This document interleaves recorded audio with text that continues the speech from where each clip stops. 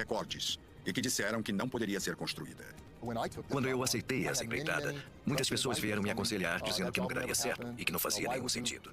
Então nós temos a sensação de que tornamos possível o que parecia impossível. A ponte vai entrar para a história? Ela fala por si mesma. Ela vai criar o próprio legado.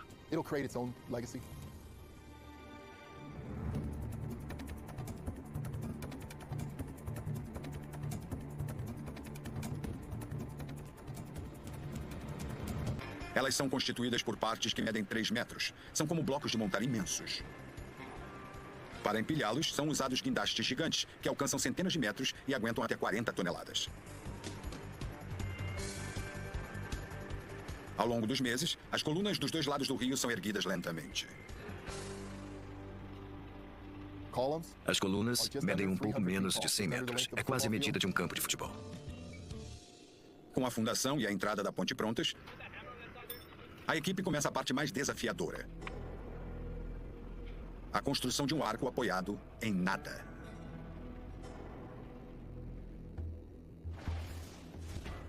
Na verdade, são 2 arcos, ambos feitos de blocos gigantescos, alguns deles de mais de 100 toneladas. Os arcos gêmeos serão ligados por 8 braçadeiras imensas de aço. A estrutura toda é feita de concreto de alta resistência. Ele consegue suportar 700 kg de pressão por centímetro quadrado. Mas enquanto os segmentos não se encontram no centro, como sustentar um arco que está suspenso no ar? A solução foram cabos de fixação, como aqueles utilizados em pontes pênseis. E para sustentar os cabos, os engenheiros construíram torres gigantes temporárias em cada lado da ponte. As torres temporárias que construímos para montar a ponte suspensa que sustentaria o arco durante a obra têm quase 150 metros de altura. Então, do fundo do cânion até o alto da torre, temos a medida de um campo de futebol e meio para se ter uma ideia.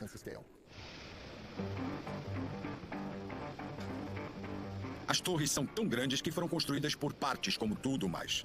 Cada segmento tem quase 4 metros de altura e pesa quase 40 toneladas. Foram precisos 2 meses para moldar cada parte e erguer a torre dos cabos de sustentação. Depois que o arco estiver completo, tudo será retirado. As torres estão prontas. Os cabos de sustentação podem ser fixados nos primeiros segmentos do arco. Acrescentar os outros segmentos um a um é o próximo desafio. Montar a ponte com todos os componentes físicos daqueles 2 arcos lado a lado que se encontram no centro é quase um desafio para uma obra dessa dimensão. Bonnie Clamorous é uma peça-chave na equipe de Dave. Ela faz a ligação entre os projetistas e a empreiteira. Bonnie foi a primeira pessoa que Dave contratou. Filha de engenheiro, desde pequena, ela acompanhava os projetos do pai. Agora ela tem um projeto só seu. E que projeto! Para moldar cada segmento do arco, a equipe de Bonnie vai usar um método simples e engenhoso. É uma técnica conhecida como carro de avanço. Utiliza-se uma forma oca de metal onde se coloca o concreto. Depois que ele endurece, o molde é empurrado. O primeiro segmento sustenta a parte de trás do carro de avanço, e a parte vazia recebe mais concreto. As equipes dos 2 lados do cânion seguem uma em direção à outra, tentando se encontrar no meio num alinhamento perfeito. Mas a cada segmento acrescentado, existe o risco de que o arco mude de direção. Para manter o alinhamento, os engenheiros usam as torres com cabos de fixação para ajustar a direção do arco em milímetros. Mês após mês, o arco aumenta.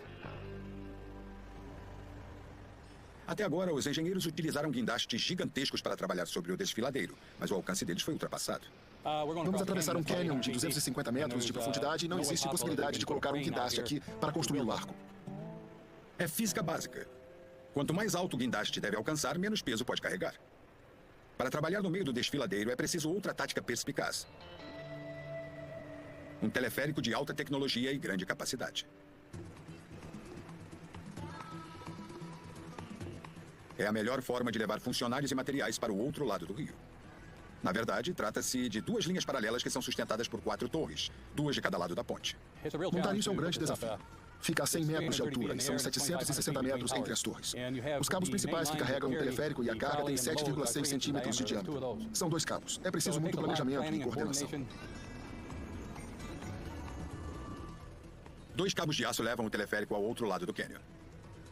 Mas a grande pergunta é: como fazer os cabos atravessarem o desfiladeiro antes que o teleférico esteja concluído?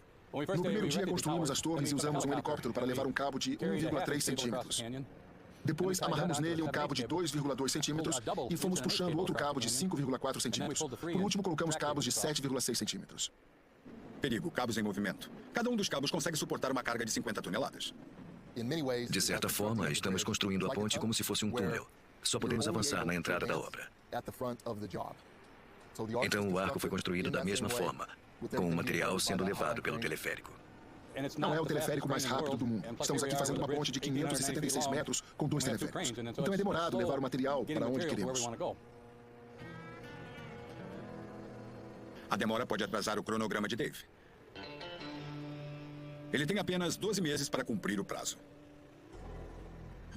Construir um dos maiores arcos de concreto do mundo dá muita dor de cabeça, e a natureza é implacável.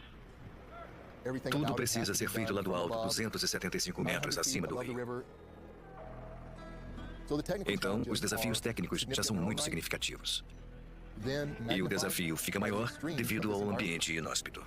Durante mais de 6 meses por ano, a temperatura ultrapassa os 43 graus Celsius, ficando sempre acima dos 37 graus. A umidade é de 0%, então o clima é muito desagradável. Na ponte, não há como escapar do sol. Mas o calor não é o único desafio da natureza. Tem o vento também. Para proteger as laterais dos ventos fortes, grandes estruturas em forma de X são colocadas entre os arcos, 6 em cada segmento. Cada uma das braçadeiras pesa 18 toneladas. Mas foi possível instalá-las na metade de um dia. Como sempre neste projeto, tudo depende da organização.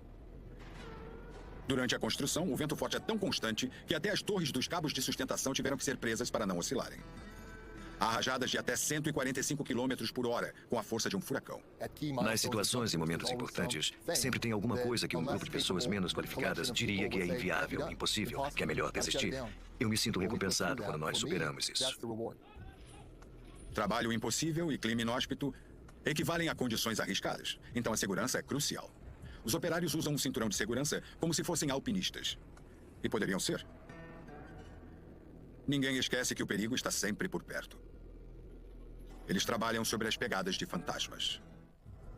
Os homens que construíram a represa Hoover Dam trabalhavam em 3 turnos o dia inteiro, a semana toda. Tinham direito a poucas folgas ao ano, não remuneradas. A atividade era quente, difícil e perigosa. Os dinamiteiros ficavam suspensos por cordas bem acima do rio, abrindo buracos na rocha para colocar a carga e explodir as paredes do cânion. O trabalho foi tão intenso que a represa ficou pronta 2 anos antes do prazo.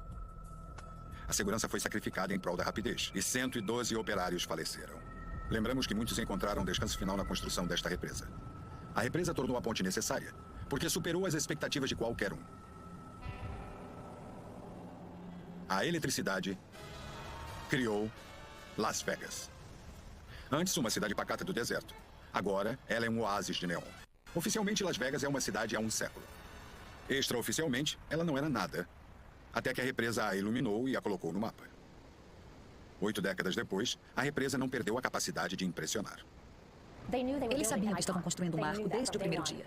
O projeto, o modo, o piso do chão, o acabamento em marco, sabiam que seria um marco para os Estados Unidos. The Hoover Dam is 45 feet thick at the top and 660 feet thick at the bottom. That's 2 football fields thick. The dam actually extends into the canyon walls another 75 feet. That way, in case there's an earthquake, it'll just move and shift. With the earth, it won't crack or break. E aconteceu um terremoto de 6.4 quando estavam enchendo a represa. Ele foi causado pelo peso da água.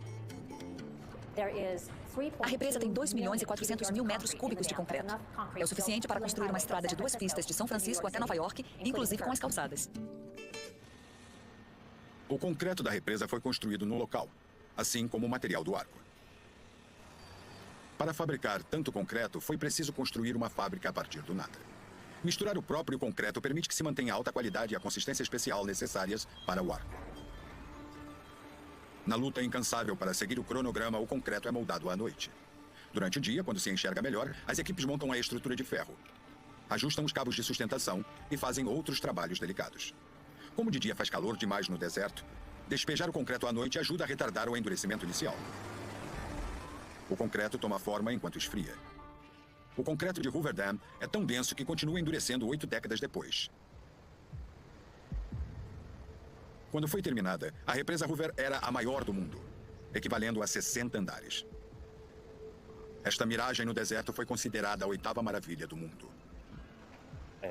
Trabalhar com esse pano de fundo todo dia faz a gente se sentir, no mínimo, humilde. A Hoover Dam é a maior obra de engenharia dos Estados Unidos. Mas como estamos à sombra dela, temos a obrigação de ser ótimos. Temos que fazer um bom trabalho, pela nossa geração e pelas gerações anteriores. Após meses de trabalho, a estrutura da ponte está montada. 10 de agosto de 2009. Um dia marcante. Os operários colocam o último segmento, uma pedra angular de 2 metros que vai manter o arco no lugar. Agora, o arco se sustenta sozinho. O peso é transmitido para as paredes de rocha do cânion. Construímos o resto na ponte sobre ele e retiramos aquela ponte pêncil temporária. Primeiro, eles retiram os cabos com cuidado. Um processo que demora 2 semanas. Ao todo, foram removidos